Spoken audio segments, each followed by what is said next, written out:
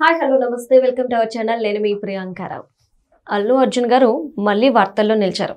ఎందుకు అంటే ఇప్పటి వరకు అల్లు అర్జున్ గారికి సంబంధించి అల్లు ఆర్మీ అని ఈ విధంగా కొన్ని గ్రూప్స్ అనేవి ఉండడం మనం చూసాము. కానీ ఇప్పుడు సోషల్ మీడియాకి సంబంధించి ఫ్యాన్స్ అసోసియేషన్ అనేది స్టార్ట్ చేశారు. దీంతో ఇప్పుడు ఏదైతే స్టార్ట్ చేశారో మిగతా హీరోలకి సవాళ్ళ ఇది అనే చర్చ నడుస్తుంది. మరి దీన్ని ఎలా చూడాలి? ఈ కొత్తగా ఏదైతే తీసుకొస్తున్నారో అల్లు అర్జున్ గారు ట్రెండ్ని, ఇది ట్రెండ్ సెట్ చేస్తుందా అనేది ఈ వీడియోలో తెలుసుకుందాం. దీని గురించి మనతో మాట్లాడడానికి ప్రముఖ ఫిలిం జర్నలిస్ట్ ధీరజ్ గారు ఉన్నారు. ఆయనతో మాట్లాడదాం. నమస్కారం సార్. నమస్తే ప్రియాంక. సార్, అల్లు అర్జున్ గారు ఇప్పుడు ఫ్యాన్స్ అసోసియేషన్ అని చెప్పేసి కొత్తది స్టార్ట్ చేశారు. ఇది ఎప్పుడైతే బయటకు వచ్చిందో ఒక చర్చ నడుస్తుంది. ఇది మిగతా హీరోస్ ఎవరైతే ఉన్నారో వాళ్ళకి ఇది ఒక ఛాలెంజ్, సవాలా, ఎలాంటి మార్పు తీసుకొస్తుంది ఈ ఫ్యాన్స్ అసోసియేషన్ ట్రెండ్ అనేది చర్చ జరుగుతుంది. దీనికి సంబంధించి మీరు ఏమంటారు? అంటే ఈ ఫ్యాన్స్ అసోసియేషన్ అనేది కొత్తగా స్టార్ట్ అయిన ఇది కాదు. ఎప్పటి నుంచో ఎన్టీఆర్, ఏఎన్ఆర్, కృష్ణ, శోభన్ బాబు, చిరంజీవి, కృష్ణరాజు, ఇలా వీళ్ళందరికీ ఫ్యాన్స్ అసోసియేషన్లో ఉన్నాయి. తర్వాత ఈ మధ్య కాలంలో ప్రతి హీరో కూడా వాళ్ళ సినిమాలు విడుదల కావడానికి ముందు ఫ్యాన్స్ మీట్ అని పెడుతున్నారు. ఈవెన్ వరుణ్ తేజ్ కానీ, సాయిధరమ్ తేజ్ కానీ, ఇలాగా చాలామంది హీరోలు సినిమా విడుదలకి ఒక వారం రోజుల ముందో 10 రోజుల ముందో ప్రత్యేకంగా ఫ్యాన్స్ తోటి భేటీ అయ్యి వాళ్ళ ఫీడ్బ్యాక్ అది తీసుకుంటున్నారు. కాబట్టి ఇప్పుడు అల్లు అర్జున్ మొట్టమొదటిసారిగా తను అసోసియేషన్ ఏర్పాటు చేయడం అనేది కాదు. కాకపోతే ఏంటంటే ఆయన అంతకుముందు ఇప్పటివరకు కూడా మెగా దీని కింద ఉన్నాడు.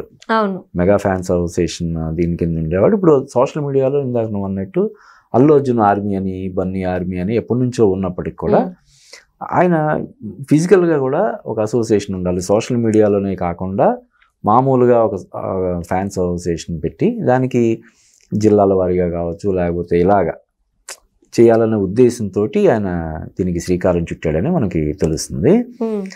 అంటే ఇప్పుడు అల్లు అర్జున్ కేవలం మన తెలుగు రాష్ట్రాలకు మాత్రమే చెందిన స్టార్ కాదు కదా. అతనికి ఎప్పటి నుంచో మలయాళంలో మల్లువుడ్ అంటారు, అక్కడ మల్లు అర్జున్ అంటారు. అతన్ని అల్లు అర్జున్ అనకుండా మల్లు అర్జున్ అంటారు. సో అక్కడ అంతా ఫాలోయింగ్ ఉంది మలయాళం ఇండస్ట్రీలో. ఈక్వల్ టు మన మమ్ముట్టి, సురేష్ గోపి, ఇలాగ ఈ హీరోలకి ఈక్వల్గా ఆయనకి అక్కడ ఫాలోయింగ్ ఉంది, మార్కెట్ ఉంది. అలాగే ఇప్పుడు పుష్ప 1, పుష్ప 2 సినిమాలతోటి నార్త్ ఇండియాలో చాలా పెద్ద స్టార్ అయ్యాడు ఆయన. పాన్ ఇండియా స్టార్ అయిపోయాడు. ఇప్పుడు అట్లీతో తీస్తున్నటువంటి సినిమా చాలా లార్జ్ స్కేల్లో చేస్తున్నారు. అట్లీ అంతకుముందు చేసిన సినిమాలన్నీ కూడా హిట్.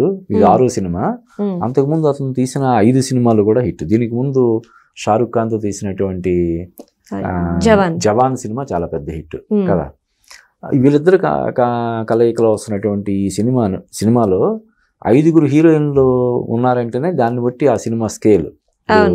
ఈ మధ్య కాలంలో భారీ ప్రాజెక్టుల నుంచి తప్పుకుందని చెప్పి ప్రచారంలో ఉన్నటువంటి దీపికా పదుకునే ఉంది, రష్మిక, మృణాల్ ఠాకూర్, జాన్వీ కపూర్, ఇలాగా 5-6 పెద్ద హీరోయిన్లు ఉన్నారు. అంటే దాన్ని బట్టి ఆ సినిమా ఏ స్కేల్లో దాన్ని తెరకెక్కిస్తున్నారనేది మనం అర్థం చేసుకోవచ్చు.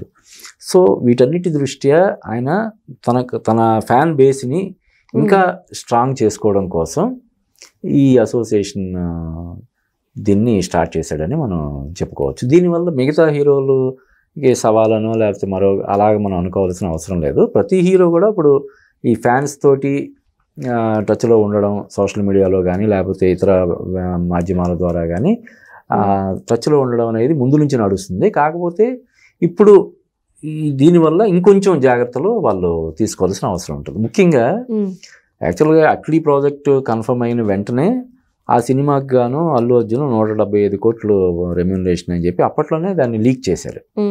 175 కోట్లు రెమ్యూనరేషన్ ప్లస్ ప్రాఫిట్స్లో ఒక 10% షేర్ అనేది కూడా అప్పుడే దాదాపు ఒక 3-4 మంత్స్ బ్యాకే దాన్ని లీక్ చేశారు.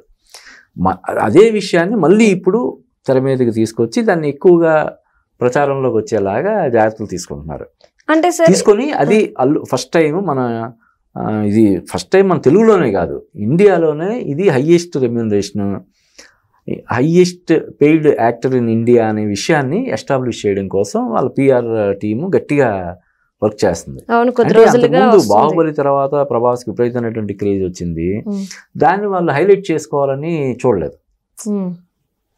ప్రభాస్ కానీ మన రామ్ చరణ్ కానీ వీళ్ళెవరు కూడా దాన్ని హైలైట్ చేసుకోవాలి, హైయెస్ట్ పెయిడ్ యాక్టర్గా మనం ఉండాలి అనే దాన్ని వాళ్ళు ఫోకస్ చేసుకోవాలని అనుకోలేదు. కానీ అల్లు అర్జున్ ఆ విషయంలో చాలా వ్యూహాత్మకంగా వెళ్తున్నాడు.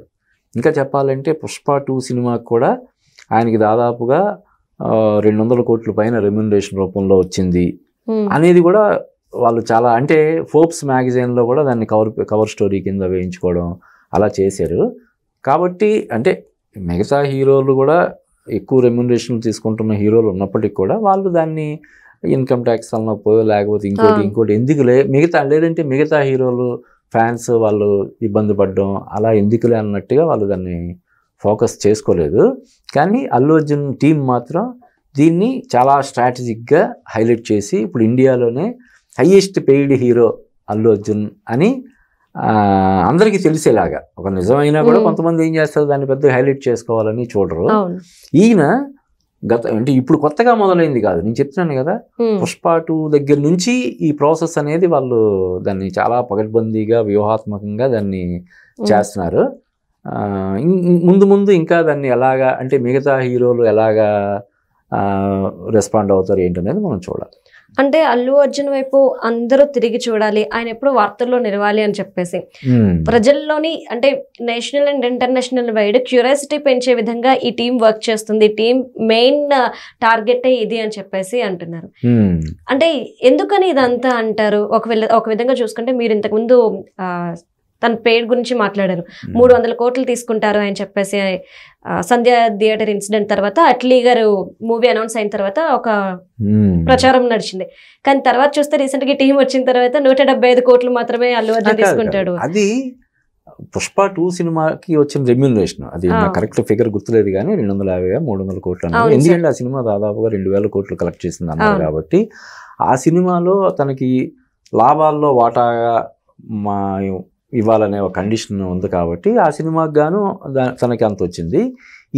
ఈ సినిమాకి అట్లీ సినిమాకి 175 కోట్లు అన్నది ముందు నుంచి వాళ్ళు అందులో 150 అనో లేదంటే 200 అలా కాకుండా 175 అనేది రిజిస్టర్ అయ్యేలాగా చాలా జాగ్రత్తలు తీసుకున్నారు. అందువల్ల ఈరోజు మనం దాని గురించి మాట్లాడుకుంటున్నాం.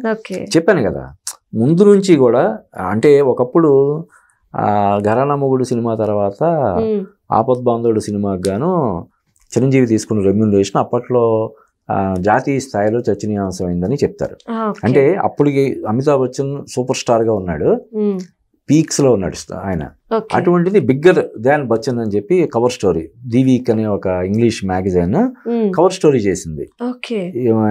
చిరంజీవి తీసుకున్న రెమ్యూనరేషన్ అమితాబ్ బచ్చన్ తీసుకున్న రెమ్యూనరేషన్ కంటే కూడా, అంటే ఇప్పుడంటే మన Telugu cinema pan India cinema అయ్యింది, పాన్ వరల్డ్లో కూడా చాలా దేశాల్లో ఇప్పుడు జర్మనీ కానీ రష్యా కానీ ఇలాగ అది చాలా దేశాల్లో కూడా ఇప్పుడు మనది మార్కెట్ సంపాదించుకుంది. అప్పుడు లేదు కదా, 30-40 సంవత్సరాల క్రితం తెలుగు సినిమాకి అంత లేదు. అయినప్పటికీ కూడా హిందీ సినిమాలు ఇప్పుడు హిందీ అంటే చూడు మన ఇండియాలోనే మన ఈవెన్ మన ఆంధ్రప్రదేశ్లో ఆడుతాయి, తెలంగాణలో ఆడుతుంది, తమిళనాడు అన్ని చోట్ల కూడా దేశంలో ప్రతి చోట కూడా హిందీ సినిమా ఆడుతుంది. అటువంటిది హిందీ సినిమా హీరో కంటే కూడా, హిందీ సినిమా సూపర్ స్టార్ కంటే కూడా ఒక రీజనల్ లాంగ్వేజ్ మెగాస్టార్ ఎక్కువ తీసుకోవడం అనేది అప్పట్లో పెద్ద చర్చనీయాంశం అయింది. ఇప్పుడు వీళ్ళు అదే చేస్తున్నారు.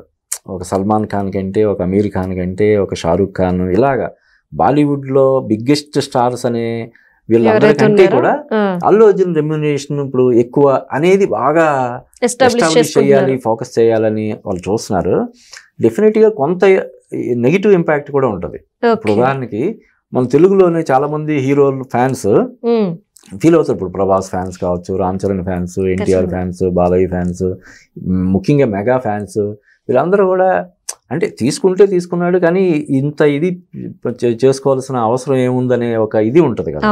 కానీ ఆ నెగిటివ్ దాన్ని తట్టుకొని కూడా ఈయన దాన్ని ఎస్టాబ్లిష్ చేసుకోవాలనే ఒక గట్టి ప్రయత్నం చేస్తున్నాడు. ఇప్పుడు హిందీ హీరోల కంటే కూడా నేను పెద్దోళ్ళని వాళ్ళకంటే కూడా ఎక్కువ రెమ్యునరేషన్ తీసుకుంటున్నానని చెప్పడం అంటే పరోక్షంగా వాళ్ళు రెచ్చగొట్టడమే కదా.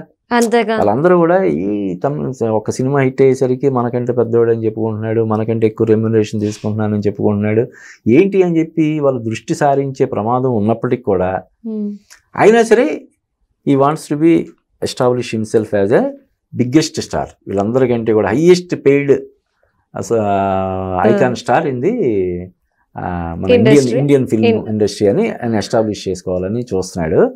డెఫినెట్గా కొంత నెగిటివ్ ఇంపాక్ట్ ఉన్నప్పటికీ కూడా అది లాంగ్ రన్లో తీవ్ర ప్రభావం చూపించే అవకాశం ఉంటుంది.